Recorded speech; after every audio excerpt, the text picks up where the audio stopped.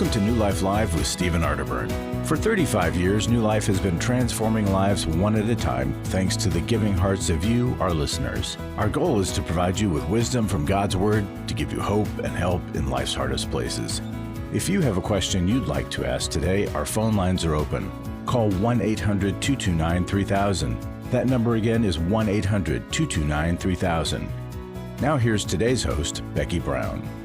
Good morning, good afternoon, good evening, wherever you are when you're hearing this. You're going to have a great show today. We've got I was going to give you both doctorates, but you don't have them. It's going to be Laura Mangin-McDonald. She is a licensed counselor, an author, speaker at our Restore and Intimacy in Marriage, and JJ West, also licensed marriage and family therapist, and probably will be an author soon, speaker at our Every Man's Battle and Intimacy in Marriage Intensive. And JJ, I know that you just came from our most recent Every Man's Battle, and I know you got lots on your mind. What would you like to share with the audience today? I do have a lot on my mind. First, it was a fantastic weekend in California with Every Man's Battle. So great to be a part of that intensive. The thing that I have on my mind today, and it's been percolating for several days now, is I don't know about y'all, but I struggle with feelings of inferiority and have for the majority of my life. Didn't measure up in so many different ways. You know, wasn't the athlete my dad was. Certainly didn't have the looks and the charisma that other guys had that I so wanted, and seems as though other women wanted. But even in professional life, right? Like being on this show that, you know, people before us were Steve Arterburn and Henry Cloud and John Townsend and Dave Stoop and Mylon K. Yurkovich. And then even now, like Becky, you said, you know, you almost gave us honorary doctorates, which was very nice of you. But the vast majority of the co-hosts are doctorates of something. And then I come in, I'm a marriage family therapist. And, I'm not a John Townsend. I'm not a Henry Cloud. Like, you know, you start to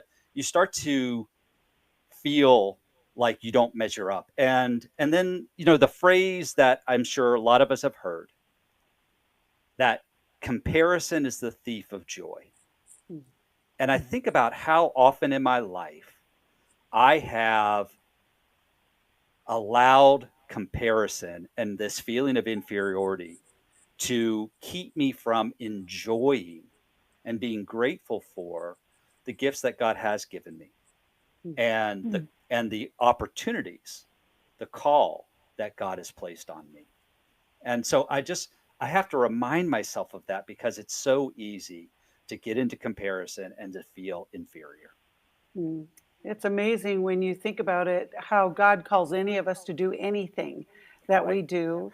And yet when we have that secure attachment, when we lean into, we are a child of God, He has loved us with an everlasting love and given you the gifts and talents. And, you know, JJ, it makes sense to me, coming from an Every Man's Battle intensive, that you're feeling that way only because of all that you did this weekend with those men.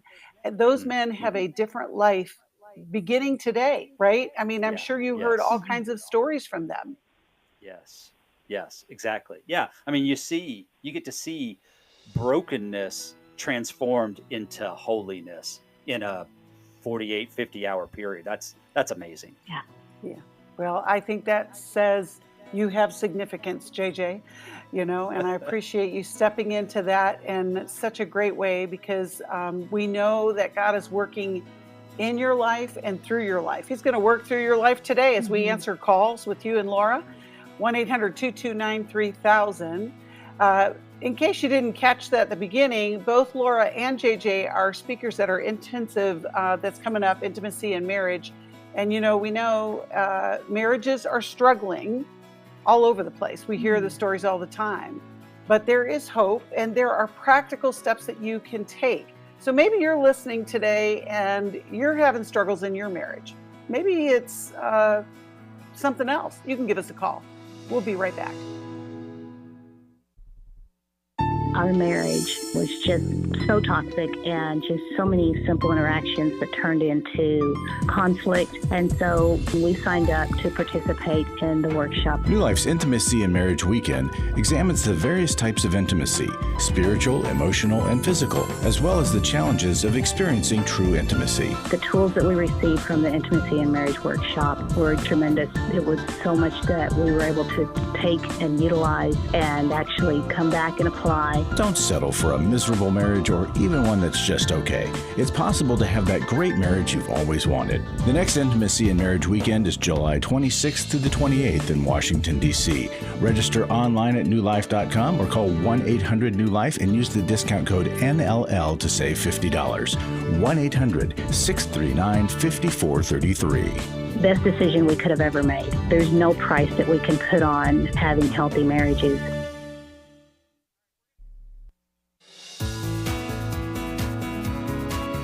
To find out more information about New Life or to order any of the resources mentioned on today's program, call 1-800-NEW-LIFE.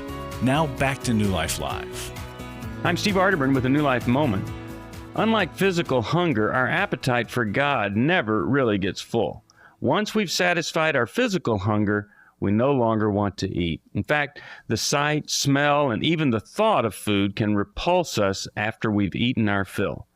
But the opposite is true of our appetite for God. The very act of satisfying it intensifies it. That's precisely why Scripture tells us to taste and see that the Lord is good, to come to His banquet table, experience for yourself that He satisfies completely. And when you do, something wonderful and life-changing is going to happen. You'll find yourself wanting more of Him and less of cheap substitutes for Him. But where do you begin? Well, if you're struggling to cultivate an appetite for God, you're not alone. For some practical help, visit me, Steve Arterburn, at newlife.com. And thanks for listening to this New Life Moment. I always love Steve's perspective on the things that we take for granted, and our appetites are a big thing that we just sometimes let take on their own life. I'm sure that's one of the conversations that you had at Every Man's Battle this weekend, JJ. And Laura, I know that we talk about this in our daily practices. We hear from people all the time that struggle with not recognizing self-control is a fruit of the Spirit. It's amazing how that can impact our lives, right? And our appetites. What would you say is the biggest challenge when we are dealing with appetite control? It seems like it goes from one extreme to the other. Either people try to just like, I'm not going to let my feelings dominate me, or they have no ability to contain and they just come gushing out like the Niagara Falls, right? And it's getting to that middle where the balance of being able to state, one, know how I'm feeling, but then have an appropriate, safe place to verbalize that. But it seems like when we try to hold back one extreme or another, that's when we pop out like the Jack in the Box at Tom Thumb in the grocery line. Do you know, Laura, you say all the time that naming it is 90% of the solution, right? 50% of the healing. I mean, that's the latest. Oh, 50%, 90. I was never good at math. Yeah. Hey, me neither. I just memorized that one. But it's like, just to have, but people kind of spiritualize that and go, I don't want to, give that power over me. Well, I can't move on from something I don't give a name to. I can't forgive someone I don't give a name to. So just naming it is facing reality and going, hey, here's where I am. And where I am is where I have to begin in my next step of recovery. That's really powerful. JJ, I'm sure Becky, you heard stories like that. Go ahead.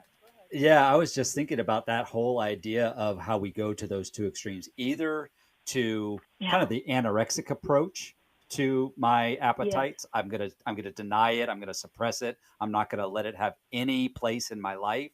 To the bulimic side, where I'm just gonna give in and indulge. And I don't know about you guys. I grew up in a very rural area on a dirt road, Lime Rock Road, and we had, the two rain runoff trenches on either side of the road.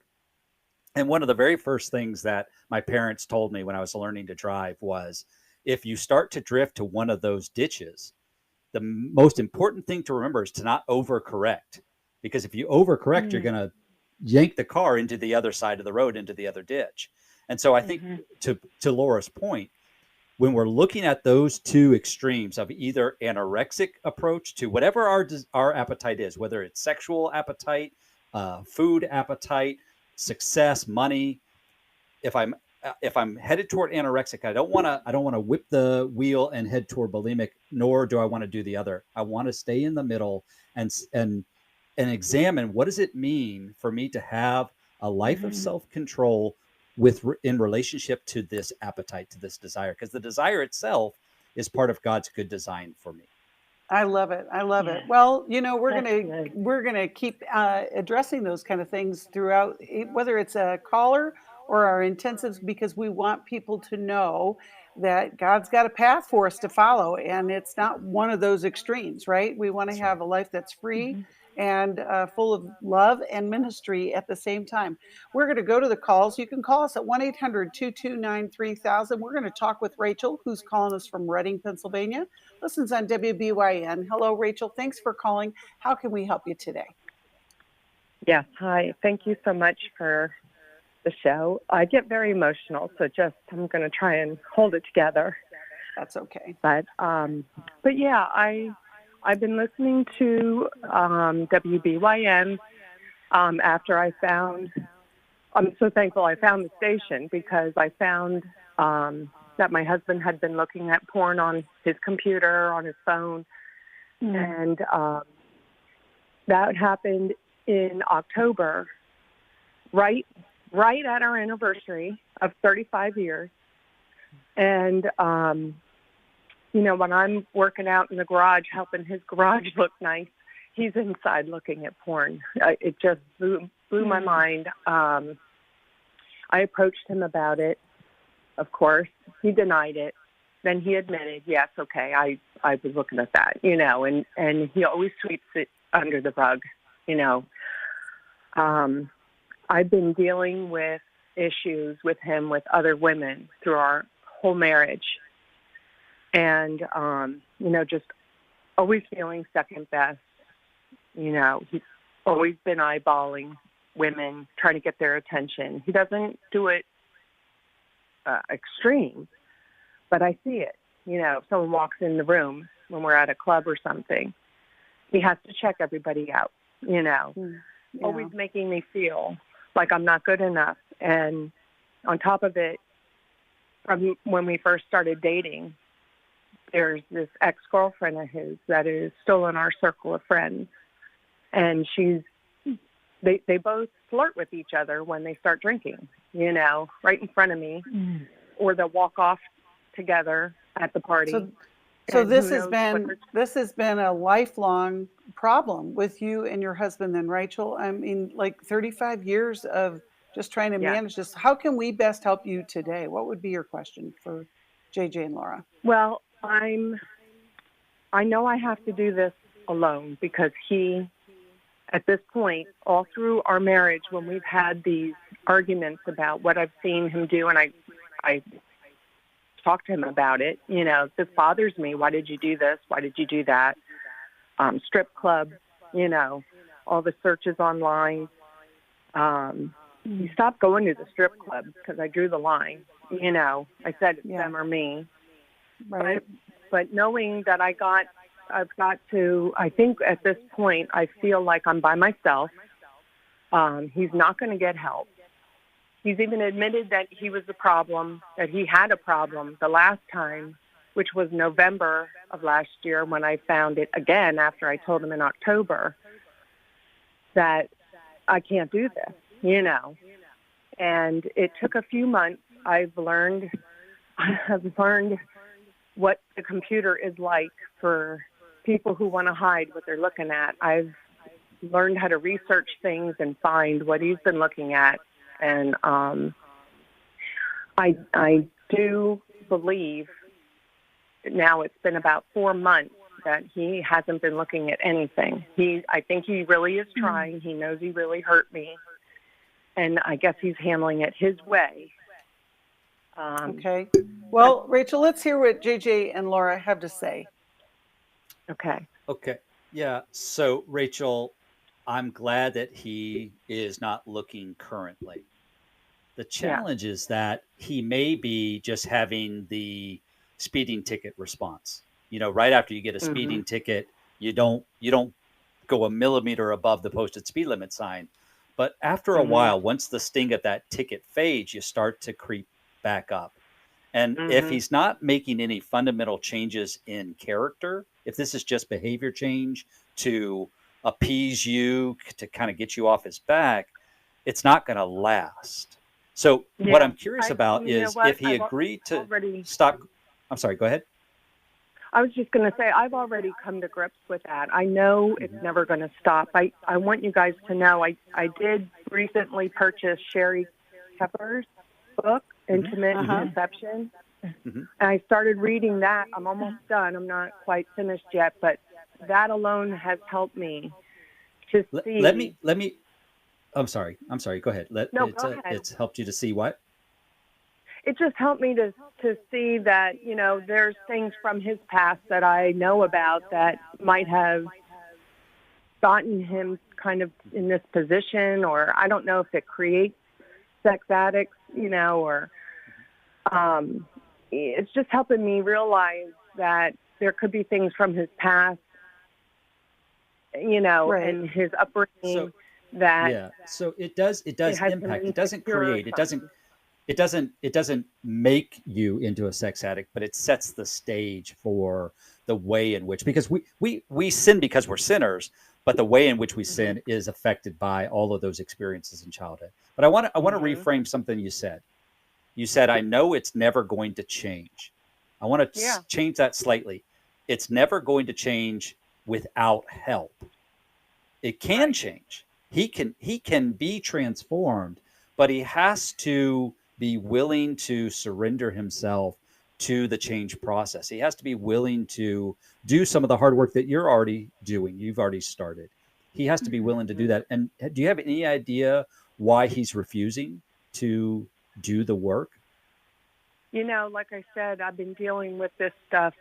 Not so much the porn. I don't know how far the porn goes back. I can only go back as far as what the computer tells me. But it's just been the strip clubs, the looking at women, checking them all out all the time. Right. Rachel, television.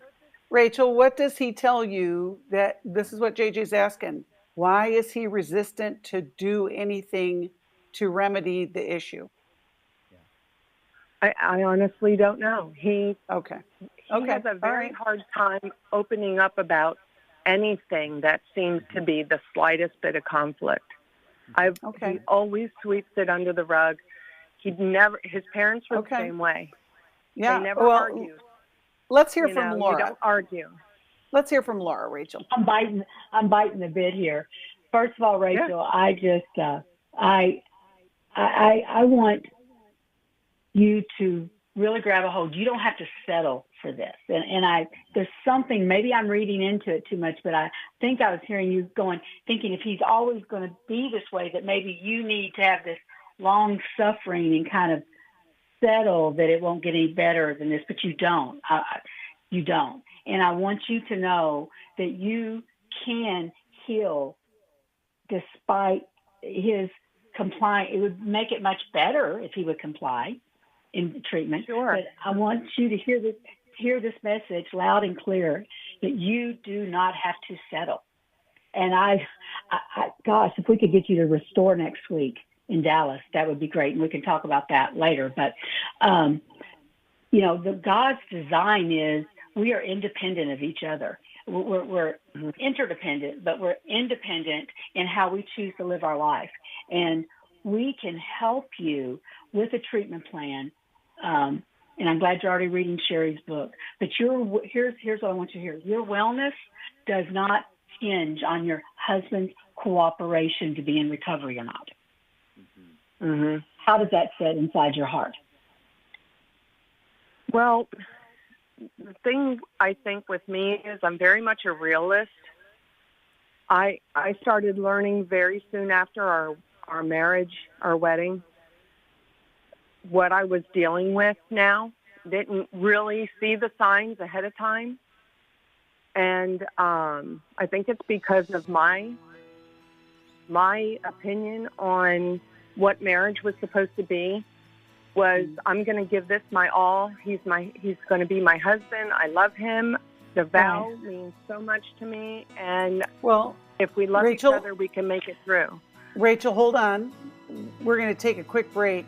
And I love your heart. That is, most people get married thinking they're going to be married forever, and you're not going to run into stuff like this. But when we come back, I want to hear from JJ in a way that maybe there's some boundaries that you haven't thought of yet. Not to punish him, but literally to call him up to be the man that God's called him to be. Yes. Hold on, and we're going to take this break. If you are listening, you can call us, 1-800-229-3000, and we are here to help you. We'll be right back after this break. When you give to the New Life Scholarship Fund, you're giving someone hope for a brighter future. I was kind of in the closet and hit with my struggle. Your donation really made the difference, especially in my situation, because I would have getting laid off from my job. At the New Life Intensives, hurting people are able to begin a new path towards healing and freedom that has an effect on all of those around them. I think the people who support New Life financially are people that I'll never know. You know, I'll never be able to thank them personally for the gift that they gave to us. Their giving saved me, my husband, and our family from being torn apart. To help hurting people to connect to the help they need, make your gift to the Scholarship Fund at newlife.com or by calling 1-800-NEW-LIFE and specifying scholarships. Someone called and sponsored me to come this weekend. Whoever that is, just know that you saved a life. Literally, you saved my life. 1-800-NEW-LIFE. Daniel Grossman on coaching. Coaches are really focused on the future and helping people to develop those skills and those strategies to help them move forward in their life. A coach really partners with you to focus on things like personal growth or health goals, spiritual growth, helping you develop in your career or possibly strengthening your relationships or maybe even breaking free from a negative pattern. If you need a coach for life, your career, relationships, your health and fitness, leadership, and more, call New Life today and ask about the New Life Coaching Network. Our coaches have been screened and certified with the same intensive process we use for our network counselors. Coaches use different techniques. Some like to use strategic questions and accountability, ultimately empowering you to take those next steps toward your goals. Take control of your life and take action to achieve your goals. Call 1-800-NEW-LIFE and talk to us about getting a New Life coach today. I really believe that everyone can use a coach in their corner. 1-800-NEW-LIFE.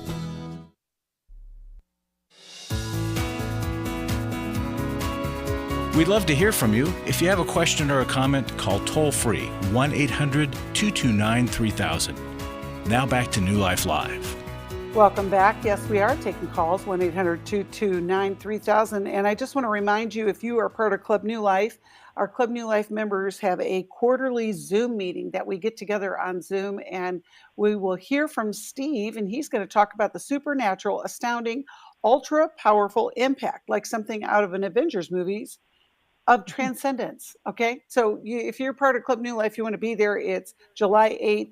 You look for your invitation in your email. And if you aren't Club New Life, it's your opportunity to join, and you can be part of a giving family that gives every month to help the ministry continue. Right now, we are going to continue with our call with Rachel, who, even though it was a most recent discovery of her husband looking at porn, it looks like as though it has been a marriage-long deal. JJ, let's start with you and give Rachel a little bit of focus on where we can go from here.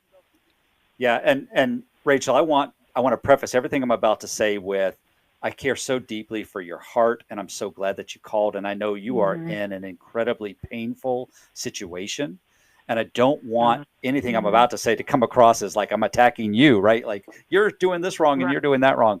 I say all that at the outset to say, what Becky just said is so important. You started the call with, well, I just discovered pornography on his computer in October and confronted him. But yet there have been these signs all throughout the marriage. And I'd be willing to bet some money. I don't have a lot of money, but I'd be willing to bet some money that this problem preceded the marriage. And it's been since his childhood. that he has had this issue with objectifying women, with a lack of sexual integrity, and probably with a lack of faithfulness. So what I want you to do is, and it's hard to do this because again, your emotions are right at the surface, ready to spill over. In fact, I mean, it shows up in the fact that we'll ask you a direct question and it's hard for you to answer the direct question because you're feeling all of this emotion and it's getting in the way of you even being able to be fully present. And I think that that's probably true in your daily life. So right now in this moment, I'm just going to ask you to try and focus in on these 2 or 3 things. One, your husband needs to acknowledge that this isn't just a minor problem that was for a period of time where I was looking at porn for a little while, that this has been a long time problem, and that the way he interacts with other women, whether it's people walking into the room, the club, or how he interacts with this ex, has a devastating impact on your heart. And it's also having an impact on his own heart. He needs to acknowledge that, and he needs to agree to work on getting help, working with a therapist, going to the Every Man's Battle Intensive, making sure that you can go to the Restore workshop. Like all of those things need to happen to continue to do the work. There can be restoration. I'm fully confident of that there can be restoration. I mean, he can be set free. My guess is right now, the reason he resists even talking about it is he's so in his shame. He believes that he is just this horrible person for behaving this way, and nobody else behaves this way. But the truth is he's not alone. And he's going to hear that when he starts to go down this road, and especially if he goes to the Every Man's Battle Intensive, he's going to hear that he's not alone, and he's going to actually encounter a community of men who are going to help support him on a path toward purity, on a path toward real intimacy with you, which is what your heart is longing for. Well, Rachel, we know that it's tough and we hear your pain. I know you got Sherry's book. I'm also going to send you a copy of Worthy of Her Trust, because I think that will also give you some insight into the path forward, and hope we will see you at Restore in Dallas. We would love to see you there. Laura and I both will be there, but we're so glad that you called, Rachel. We're going to talk with Susie now. She's calling us from Santa Ana, California. Listens on the app. You can listen on the app. Download it wherever you get your apps. And you can listen to us anytime, but we're glad you're listening to us now. Susie, how can we help you today? Hi. Can you hear me okay? Yes, we can. Okay, awesome. I am calling because I am at my wit's end. Been married for 18 years, have 2 kids, and my husband is an avoider and also dealing with addiction issues. I have a past of trauma and abuse, and I've been in therapy for myself over 10 years. And the isolation and the avoidance that I have in my relationship with my husband is just so triggering. It causes me to have a lot of depression. I've already, I've been on medication for a long time. Like I said, I've been in therapy. I've tried to do the things, to take care of myself, but I can't keep dragging him to be in a relationship, and it gets to the point where I can't get out of bed.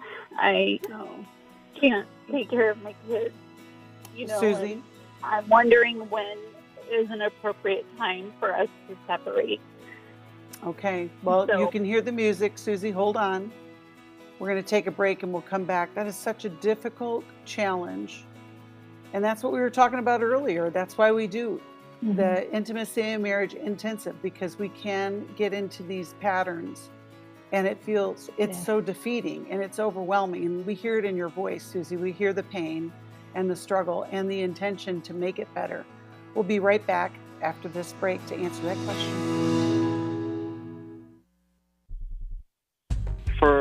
Most of my life I've been dealing with an opiate addiction. Why is opioid addiction quickly becoming one of our nation's biggest killers? Maybe it's because it isn't only those who are addicted who are in denial. We did what I see so many parents do, is it can't be an addiction.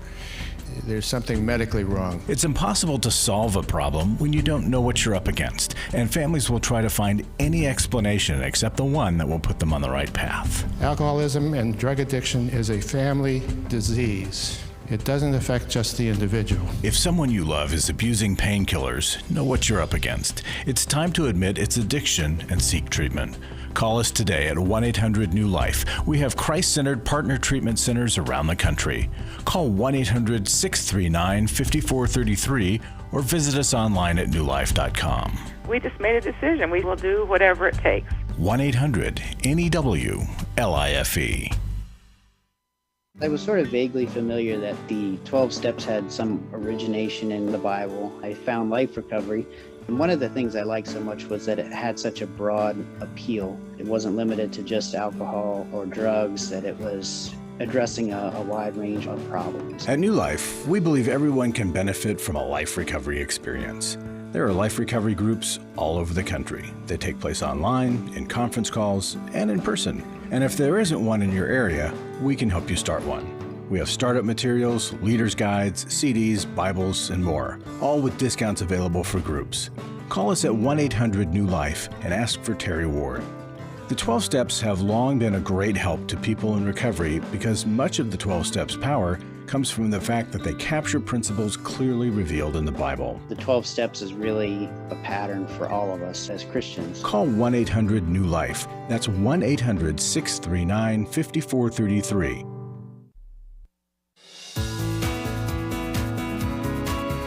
We're glad you joined us for New Life Live. To be a part of the program, call 1-800-229-3000. Now back to New Life Live. Welcome back. We are taking your calls at 1-800-229-3000. We've got Laura Mangin-McDonald and J.J. West. Both are speakers at our Intimacy and Marriage and our Restore and Every Man's Battle workshops. They have helped many, many people find the freedom in their life. And right now we are talking with Susie, who is in a lot of pain after many years of a very painful relationship. Laura, let's start with you. How can we help Susie in this really stuck place?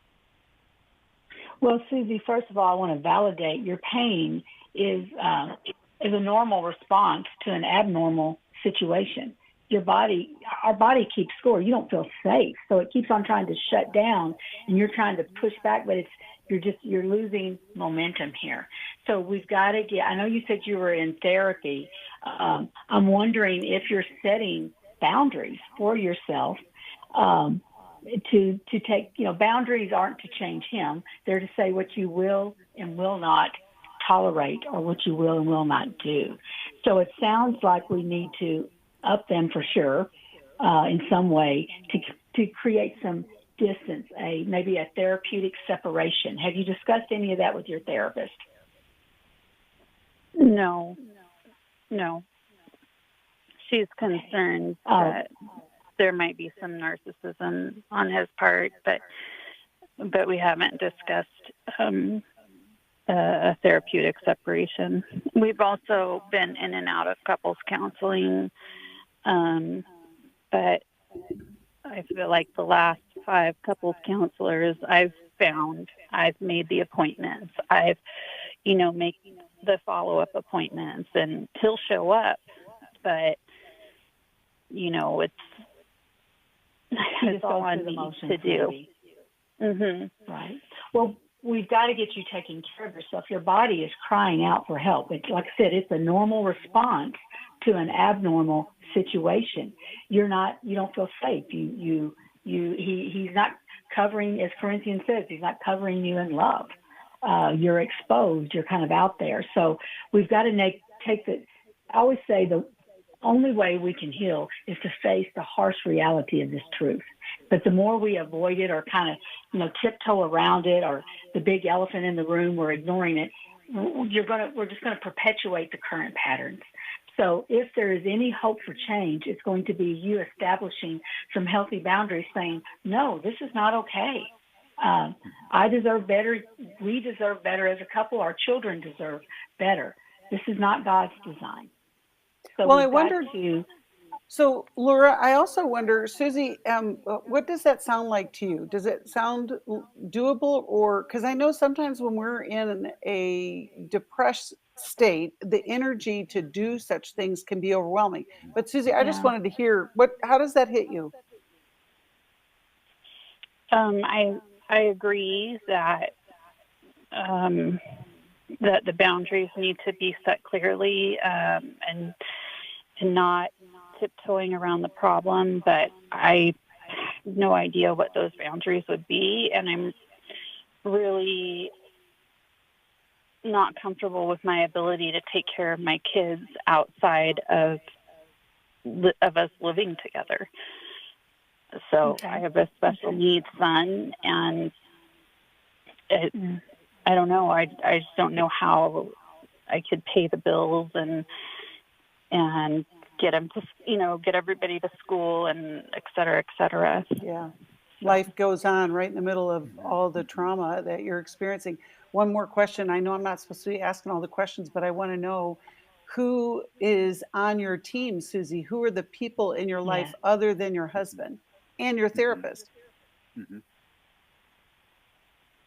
I have a couple friends, but I mean, they're very sweet, but they're married and have their families, so I don't know how much I burden them by trying to reach out, and always having a sob story. I'm like, that must get old to hear over and over. No, Susie, it's so story. Yeah. JJ, what would you offer to Susie? A couple things.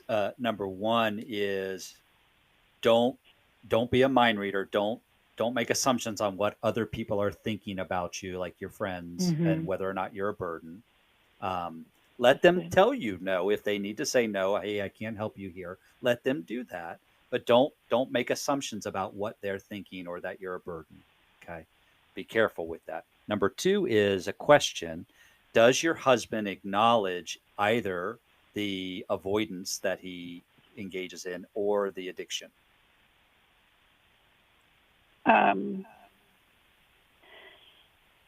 Yes. He doesn't. Okay. He's not willing to really do much about it. Okay. All right. Gotcha. So that brings me to my third point, which is if you're going to do a separation, I want to encourage you to do what's called a therapeutic separation. Because just to separate, if I'm just going to separate because it's so painful, honestly, that ends up being just a precursor to divorce. I'm just getting some relief. A therapeutic separation has goals in mind for this is what we're working toward restoration. We're going to separate and these are the things that I'm asking you to work on to change in order for us to be able to come back together. That's the goal. So if you're going to do a separation, that would be my recommendation, that you do a therapeutic separation, and that you would include, hey, it's not enough just to acknowledge that these things are happening. I need you to commit to working on changing the way that you relate to me. We can do couples counseling together and stay with couples counseling, not bounce from one therapist to the next, to the next, to the next. We stay with it, and then working on whatever the addiction is. Hey, you need to get help with this. You need to join a 12-step program. You need to go to a workshop. You need to do some individual counseling in order to not let this control your life. Go ahead. I'm sorry, Susie. Go ahead. He's been kind of participating in AA, and he hasn't gotten past step 3 or something like that. And it's been about 8 years sober of alcohol, but it's like his addiction swaps to video gaming and then a project obsession. Yeah, that's exactly what we do as addicts. If we don't work on character change, if it's just behavioral change, we'll just swap out one addiction for another. And then when I tell him he's not really making any progress, he gets mad at me and he says, but I participate in these meetings. you know, I feel like that's that crazy making circle. That's a crazy making circle that the burden of proof is not on you. Your therapist, Susie, can show you even how to do an in-house separation, to have your boundaries and just to say, I need this space, because I see this a lot in my practice. If you're not getting the space, you just start to go under. It's like drowning. The space will allow you to come up for air, Right. to have some clarity, and to put in self-care things for you. Right. Have Yes. you all discussed any of that? No, I don't know what an in-house separation is. Okay, well then you can check that out with your therapist, because the idea isn't to make a decision that is altering Right. everything. It's literally a lifesaver of, I'm going to take a time out here. Because Susie, you are feeling the weight of that depression that's coming from the unhealed wounds and the ongoing thing that, you're facing all the time.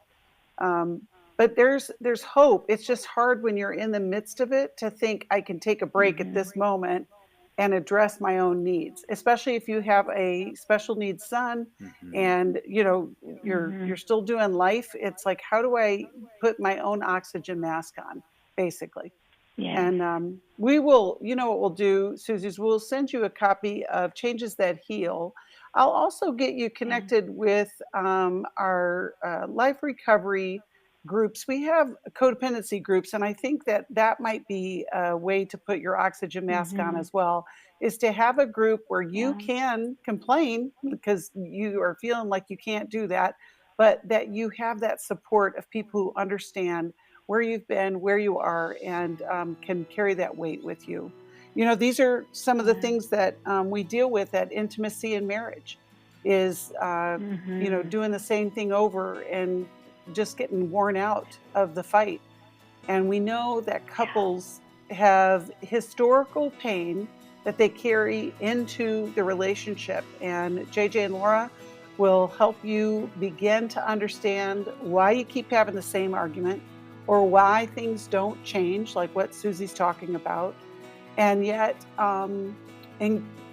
experience a reconnection that's deeper and better and more hopeful than you ever thought possible. It can happen. You can join us in Washington, D.C. In just a couple of weeks. You can call us or go to newlife.com and look for that information there. We're going to be right back answering your questions after this. We all face days where life throws us a curveball and our routines or plans get disrupted. Things we wanted to do are forced to take a backseat to the unexpected demands of the day. If you normally listen to New Life Live on a radio station, well, you might not be able to that day. And on these hectic days when you're feeling stressed or frazzled, hearing the sound of counsel given on New Life Live is just what you need to navigate the unexpected things of life. Every time I'm troubled or I have a problem, I'll cut on New Life, and there's always something that is said that is helpful to me. By listening, I have learned more than I can ever express about how God wants me to live. Download the New Life app for the easiest way to listen wherever you are and at a time that's convenient for you, or watch the show on our YouTube channel. You can even subscribe to our podcast from your favorite podcast provider. You never have to miss a day of New Life. Wherever you are, we are. Hi, this is Steve Arterburn, and for over 34 years, New Life has been the most trusted name in Christian counseling. Your ministry has saved my life. If you struggle with emotional hurt, family or marriage problems, the pit of depression, or the pain of addictions, we can help. I'm down 100 pounds now from what I was. Our treatment programs provide clinically appropriate solutions from licensed professionals, all in a biblical framework. I have had problems with alcohol. I think God has ordained this place to be His. You don't have to be a prisoner of your pain. Help is available at 1-800-NEW-LIFE. She tells me that I'm a new man, and I feel like a new man. It worked for me, and it can work for them too. This time it is different. If you're ready to take the first step towards genuine spiritual and emotional healing, call us today at 1-800-NEW-LIFE. God can open the door to a better tomorrow. Call 1-800-639-5433.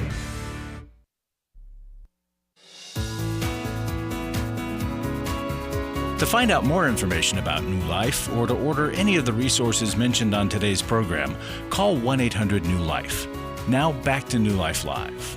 Welcome back. We are so grateful for all of you who are giving to the ministry, as I mentioned before, Club New Lifers. But, you can also give, one-off. Like you can just say, hey, you know what? Today, the Lord told me I need to send in a check to New Life, or I need to, donate online, because there's lots of ways that you can do that. But one of the reasons why I want to tell you to do that this month is because we're featuring Dr. Henry Cloud's latest book called Why I Believe. For those of you who've listened to the program for so long, you know that Henry was one of our co-hosts years ago and has been a friend of the ministry for many years. And in this new book that he just came out with, he's a leadership expert and he's a clinical psychologist, but he is a solid believer in Jesus Christ. And he unwraps a lot of that journey with some personal stories and some insights. And I think you'll enjoy that, especially if you wonder about, your own faith journey and how, maybe you're struggling in an area. And for a gift of $25 or more, you can get this book and you'll support the ministry at the same time. So give us a call and we'll get you connected there. Right now, we're going to go back to the calls, 1-800-229-3000, and we're going to keep taking calls. So if you're on hold, do not go anywhere. We're going to talk with Steve, who's calling us from Winnipeg. We love our Canadian friends. And I think, Steve, you found us through How We Love, and we're grateful that you called today. How can we help you?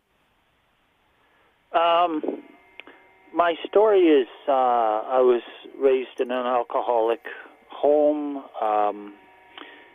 and kind of messed up. You leave home. Like I joined the Army when I was 17. You leave home and not knowing about life or anything or relationships. And then I've gone through life, reading, besides scripture, of course, self-help books, gone through counseling, taken counseling courses. About a year ago, a relative of mine mentioned that he was autistic and that runs in families. So I read a bunch of books on autism, and it just finally seems to fit that this describes my lack of feeling or lack of relating on an emotional basis. My adherence to routine, my inability to connect with other people. And of course, you can tell why this would cause such problems in my marriage. And so, I don't know. I've put my name in to see a psychologist to talk about this, to even get an official diagnosis, but that takes about a year, so I haven't seen in person yet. And I just wondered, do you have any help for people who are high-functioning autistic adults? Okay. Well, it's a good question, Steve, and we're so grateful that you called. Laura, you want to start? Yeah, I'm just going to take a shot in the dark here, Steve. I grew up in an alcoholic family, so I get all the ACOA. I know, and then I know the attachment injuries that can happen there. Just listening to you, because I've worked with a lot of autism, even at high functioning, you sound to be very insightful. I'm wondering if you have explored your attachment injuries that happen in the adult child of an alcoholic family, where, you learn to either become invisible in plain sight, you learn to be the hero and kind of offload the family. Have you explored any of that? Yes, I have. In an alcoholic or addicted family, the rules are don't talk, don't trust, don't feel. My brother doesn't talk, my sister doesn't trust, and I'm the one that doesn't feel. Okay. Yeah. So there's always more than that, but yeah.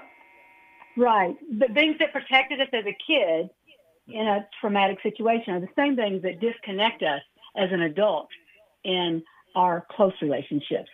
So I just am hearing it's an empathy, learning how to understand what's going on inside your heart, learning how to identify those feelings, having the courage to express that, learning how to contain, learning how to attune, all these things that we need in order to emotionally, intimately connect. And then the second part of my question is, has your wife participated with you? Yes, she has. She's a counselor herself, but it's just that, connecting with my feelings. I'm not that I'm a robot, but at times, I'm not emotionally present. I don't know what I'm feeling most of the time. Well, I don't know. Which sounds very avoidant attachment. Yeah. Yeah. I think there's some truth to that because, I just read the chapter in the book on avoidance trait and how we love. But good. Did it feel like you were reading your own story? Huh? I was saying, Steve, when you were reading that chapter, did it feel like it described you well? It did, but to more of a point, though, not completely in the sense that if I'm not knowing what I'm feeling, if I'm not knowing what other people are feeling, I'm stuck in that I don't know how to respond because I don't respond. Because I'm not aware.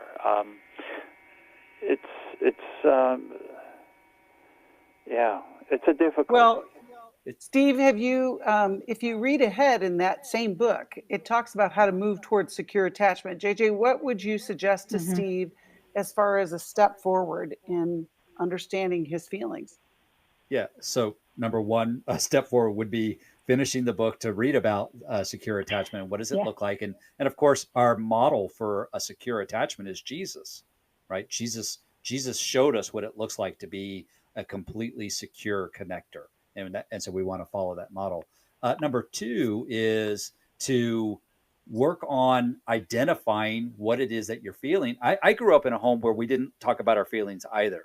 And so I grew up largely unaware of what was going on with me, how I was feeling, and then being able to attend to the feelings of others. So one of the exercises I have guys do in my practice is start writing down, maybe every meal, take a couple minutes and write in a note section on your phone or index card, what's the emotion that I'm most aware of for the last several hours since I did this last? What's the most present emotion? How intensely do I feel it, scale of 1 to 10? And what's it attached to? And I just get in the habit of doing that on a regular basis because anything that I don't know how to do well, I have to start off doing awkwardly and poorly and frustratingly, maddeningly bad at. But if I stay with it, I get better at it. I learn to identify my emotions more accurately, and I learn how to read the emotions of others. You can do a couple things there. You can watch movies and TV shows that have good storyline that evoke emotion for you, and you can pay attention to, okay, so what is it that I'm feeling and what am I seeing that is evoking that emotion? Number two, you can read the book Practicing the Presence of People to help you identify how you relate to others. And then three, you can ask the people in your life who you love and who you know are safe and you trust, to ask them, what's it like to be in relationship with me? Yeah, I think those are great steps. And Steve, I'm going to send you the workbook that goes with How We Love. Yay. And maybe you and your wife could join us in Texas or in DC in a couple of weeks. It would be great for the two of you to be there. Thank you, JJ and Laura. And if you are on the line, hold on. We're going to get to your calls. 1-800-229-3000. Thanks for listening. We hope this program has helped you by giving you insights for handling the challenges you face in your life.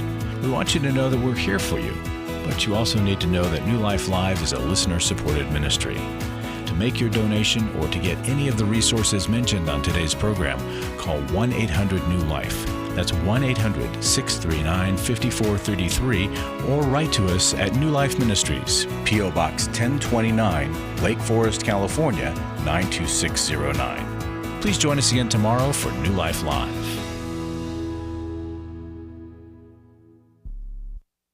Thanks for watching today. We love helping people. I hope you sense that. And we know that there's always hope if you find the right resource. Now, if something we've said to somebody else applies to you, that's fantastic. That's what we're hoping for. But also, if you want to join us directly, you can call 1-800-229-3000 between 1 and 3 Eastern Time, Monday, Tuesday, and Wednesdays. Those are the best times to get through. And while you're here on YouTube, check out these other videos that we've done to help people see where they could grow or a different path to take. And if you do that, would you give us a thumbs up on the video, and please subscribe to this channel. There are many ways that we can help you outside of the radio program, and it's very hard for some to pick up a phone and dial 1-800-NEW-LIFE, but when you do, we put you in touch with somebody who cares about you, knows all the resources out there, and they're going to find the best for you. There is no reason to struggle alone. I hope to see you tomorrow. Hope you'll invite somebody else to come and join that maybe needs just a little bit of help along the way. I'll see you next time.